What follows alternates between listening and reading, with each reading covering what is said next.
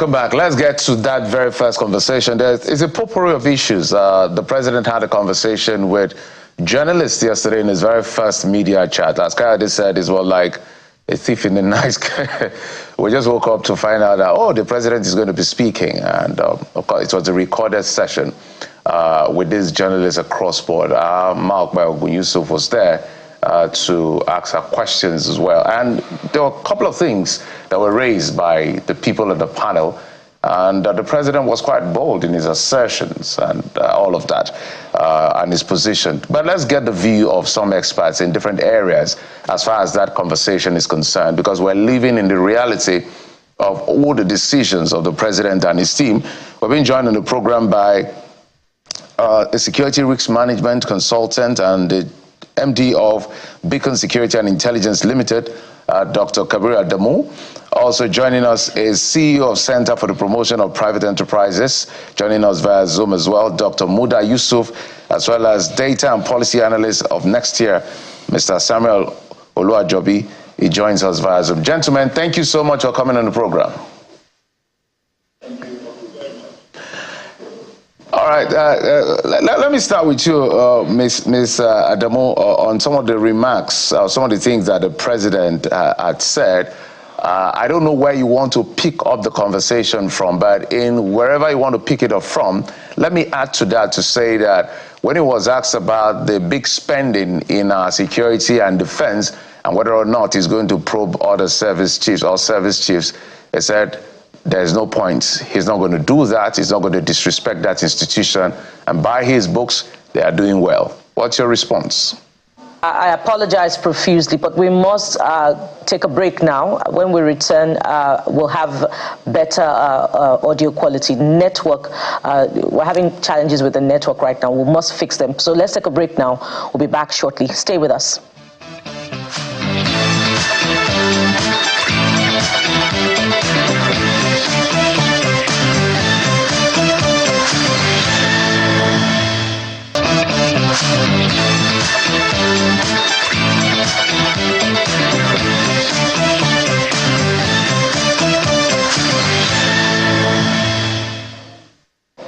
Welcome back to the Morning Brief on Channels Television. Of course, we had already started off the discussion reflecting on some of the president's responses during his inaugural media chat yesterday. And we have a complete panel. And just before the break, Dr. Muda Yusuf was reflecting on the president's convictions about a market-driven economy. Go ahead, Dr. Yusuf. Yes, the president alluded to the benefits of those reforms, which are largely market-driven in terms of economic management. Of course, he also alluded to some of specific achievements, which is about the fuel price, which is beginning to drop. He attributed that to the fact that we are talking about the market and the fact that that has, led to the eradication of corruption in the petroleum industry, particularly in the petroleum downstream industry. That is the removal of subsidy and paving the way for a market-driven economy. Well, that is to a large extent, that is correct. But the point to make is that there is no economic management model that is perfect. That is why in economics we talk about market failure. So there will always be room for intervention in the market. We cannot leave the economy entirely, to market forces. That is why we see, for instance, from time to time, the central bank now intervenes in the foreign exchange market to moderate prices anytime the prices are going completely out of hand. But we are beginning to see the downside of the market, for instance, in the financial market. Look at what the interest rate is. Interest rate at 34%, 35%. These are some of the downsides of a free market system. Unless we have substantial intervention, for instance, in those financial markets to moderate interest rates, especially through through the development finance institution and other measures, which even the administration has been doing, giving funds to SMEs and all of that at a subsidized interest rates. That is marketing, that is intervention. That's a reflection of some elements of market failure. So in economics and economic management, I think it's something that is very critical to recognize the need for market failure. That is why there are subsidies in some critical sectors of the economy. Even in the advanced economy, which are seen as a model of market economy, there's always intervention. So there is no model that is absolute. I think we need to recognize the fact that there will always be need, to intervene in the market when the market situation is getting completely out of hand, so that the citizens don't suffer. And of course, the president also talked about the tax bill. Initially, it sounded as if it was a fait accompli when he said it has come to stay. But when he was further interrogated or further asked, he now said there is room for compromise. I think that also gives some kind of relief, because we saw the kind of the kind of contention and the contentious nature of the tax bill and the polarization in the economy. So the fact that he initially said it has come to stay, I think that could have created some other impression. But later, on further interrogation, he admitted that there was need for some compromise. So for me, I think that is something that is positive. All right. Among others. Dr. Yusuf, you've noted a very important point. There were things that were said, and there were things that were not said, but they were loud as well. And I'll take this to Samuel Oluwajobi. From the presidential media chat, the president's responses to questions, particularly some of the pain points of Nigerians, did you get a sense that the president is on the right track? Did you get some sort of motivation? As I said, a lot of things were said, some things were not said, right? So what kind of feeling did you get from that chat, president's responses? Did you get the sense that, the president, for example, has a good team giving him advice, his decisions or his government's decisions, do they seem data-backed? Did you leave that chat with some sort of confidence or otherwise? Yes, I did. I did leave the chat with some form of confidence regarding the security aspects of what he said. He mentioned about the counter-insurgency measures in northern Nigeria, which has been over the years the bed of atrocities and terrorism. He also mentioned about the combating kidnapping, which has been on the rise since the beginning of the year, and has also translated into people going into crowdfundings, people using social media to crowdfund for ransom. And also, even at the beginning of the year, he also stated that his government will not be paying ransom for release of any kidnapped victim. And so far, he has stuck to his words, and so far, according to our track data in next year, we have realized that there has been decrease in incidents from last year up to this year, which attests to the fact that he's really doing a good job in security aspects of his governance. And also, he also mentioned about strengthening the armed forces with modernized equipment. Over the years, the challenges have been that the equipment, the guns that our military men have been armed with are substandard compared to those of the terrorists. But he has assured that there will be strengthening and they'll purchase more modernized equipment for the armed forces. And also, he also buttressed the fact that there will be collaborations between regional and international parties to improve the security conditions in Nigeria. So based on those things he said, I believe President is on the right track concerning the security to restore public trust and also improve security in Nigeria. All right, Dr. Kabir, let's come back to you. We understand that when you were giving your submission, we did not hear what you were saying. At least the audience did not get a feel of what you talked about. Maybe you can reiterate and maybe add some things to it as well.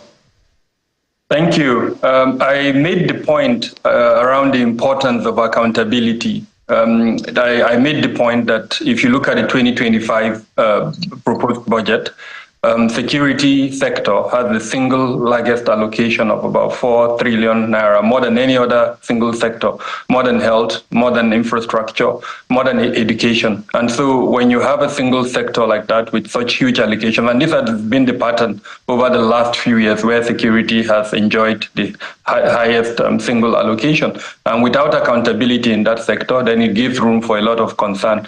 I also made the point that President Bola Ahmed Tinubu has institutionalized Executive Order 13, which is an instrument for performance measurement. He also signed a performance bond with his ministers, including the security sector ministers. And so we're hoping that his statement regarding, he's not going to prop his ministers, but that he has introduced measures to reduce corruption within the sector will be followed through with the implementation of that performance measurement standard. In other words, strengthen the M&E monitoring and evaluation component within the security sector so that these huge sums of money that has been pledged for security would actually result in real terms to an improvement in security. No doubt, if you go to locations like Katsina, Zamfara, parts of Sokoto, Kaduna, Niger, and several other parts of Nigeria, they are still being challenged by insecurity. And so they are hoping to see an improvement. And some of the measures that have been outlined, including in the presidential chart, are very good measures. But when people on the ground cannot relate to them, cannot feel them, then there is room for improvement. And one of the best things that can help in that regard is improving accountability. The various elements for enhancing M&E. As an example, almost all ministries, especially security sector ministries, have departments for statistics, and they call them PRS. Now, those departments, if you engage with them, you find out that their capacity is extremely low. So perhaps one of the best things we can do is to train them better, give them the tools that is required for enhancing monitoring and evaluation within the security sector. The other aspect is the role of the National Assembly in this regard.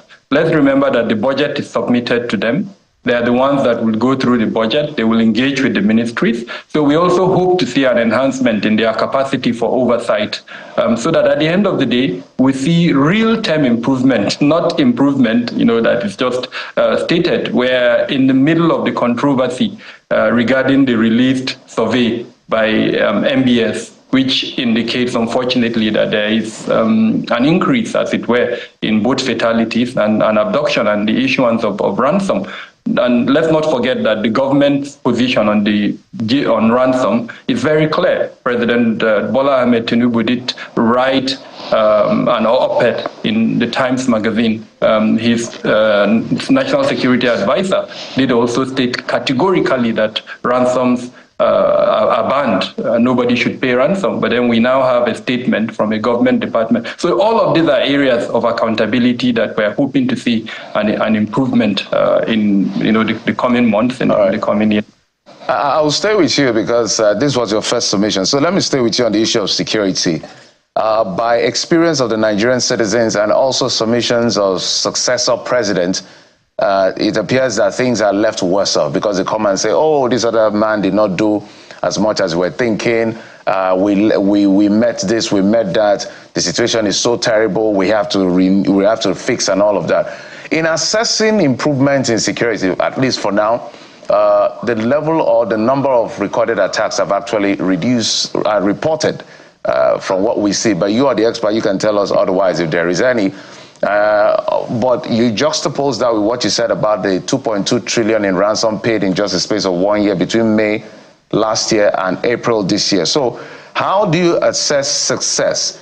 Is it by reduction in frequency of attack or fatalities recorded? How do you record success? Because I'm sure there's a template for recording security success.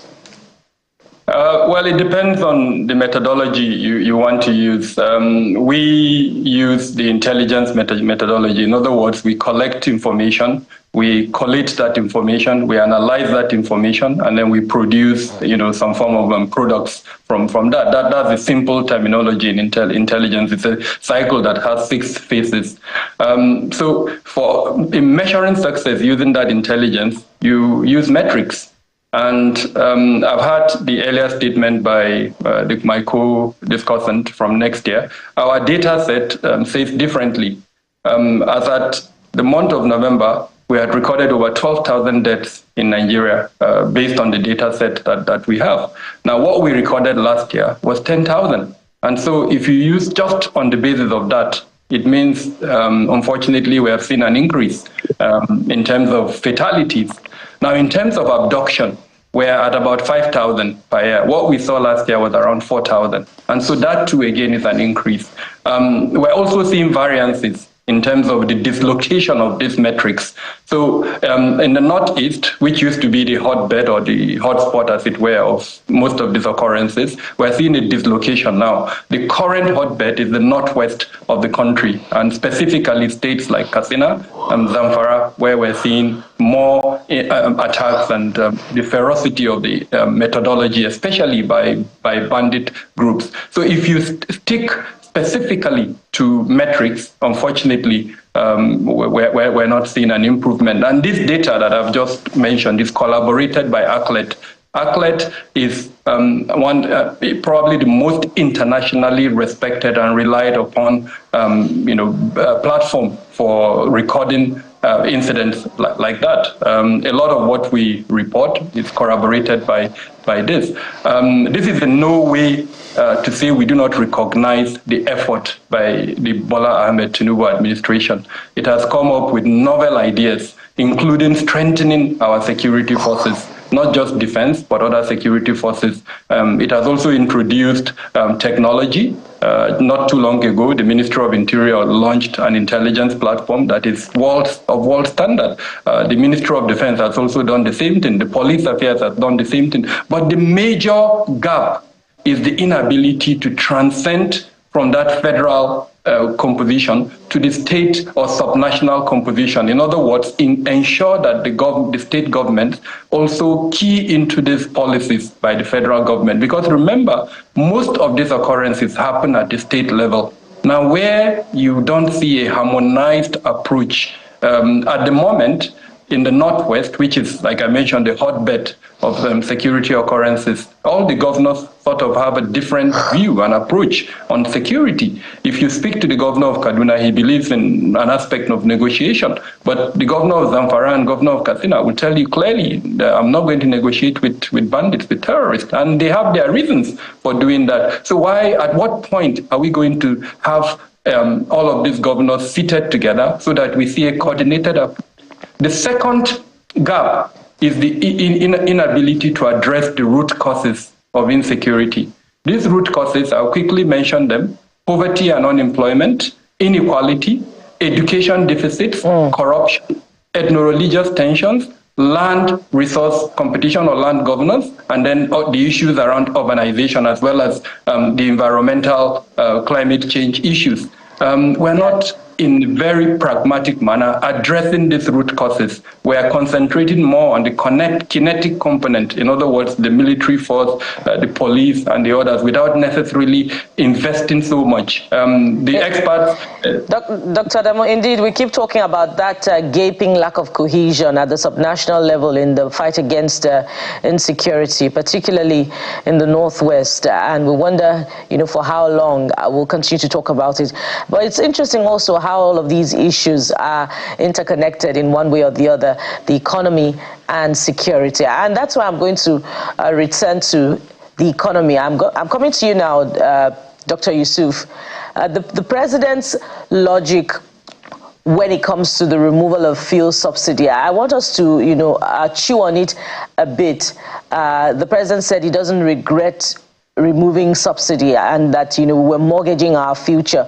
While that seems, convincing on the surface, Nigerians would ask, where are the savings on subsidy removal? And if indeed it was, a channel for siphoning our collective commonwealth in the past, why haven't we seen prosecutions of those who, were profiting from, fuel subsidy?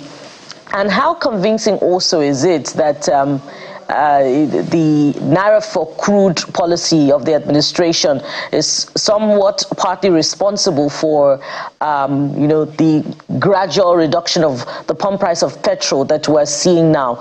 Isn't it rather, a result of the abundance of the product that we're witnessing now? And for how long really are we going to see this reduction, and will it stay that way? Dr. Yusuf. Well, first of all, I think the president, alluded to some of the benefits of the removal of subsidy. Of course, he said he has no regrets about it. But one thing that I thought was missing was the acknowledgement of the fact that it has brought a lot of challenges, pains, and all of that to many Nigerians. Although in his past speeches, he has always amplified that he felt the pains of Nigerians, that this was necessary and all of that. So, but in this particular one, well, of course, he was expressing his conviction of the need for the subsidy removal. He alluded to all the corruption and all of that, but the aspect of it, which I was waiting to hear, was, that empathy to say that, well, it's unfortunate that this has brought this kind of pain, and we are doing something about it. Just as I said, in his past speeches, he has always amplified that point. But that aspect of it was not sufficiently amplified yesterday. In terms of, what we are seeing now, in terms of the benefits of it, in terms of the revenue, he also talked about the fact that the states and local governments now have more revenue, for their projects. Well, we have seen some impact in some states. We have seen a few impacts here and there. But again, that impact has not been sufficient, has not actually been reflecting in the improvement in the lives of many Nigerians.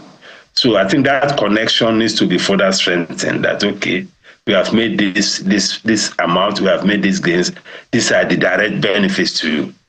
Just as I said, I've seen some states, they have bought buses and all of that. The president too has done something about the CNG buses. They were launching, the administration launched some CNG buses, but I also feel that all these things haven't gone far enough, to justify the fact that we now have more revenue. So there's, I think, still a lot to be done to demonstrate the fact that this is what we have gained and these are the benefit. But just as I said, we have seen the impact of that on revenue of revenue, to states, local government, and federal government. But we need to see a corresponding impact, on the citizens. So I agree with you. There's still a lot to be done, to demonstrate the impact of those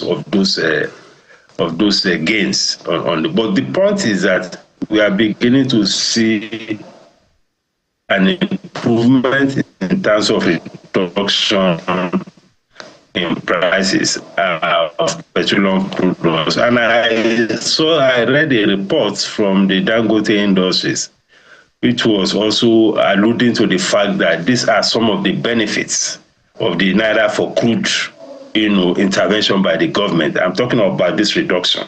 That was also acknowledged by the Dangote industry, that what we are witnessing is also a reflection of the Naira for crude that the administration had put in place. I think it has had some benefits in a way. But the issue is that, okay, we need to watch out for how sustainable this will be.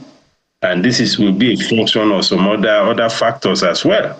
The cost of crude and how readily the NNPC is able to make crude available to the Dangote refinery, and how much supply will they be able to make available to that refinery. So these are issues of sustainability, which we will have to see what the future holds.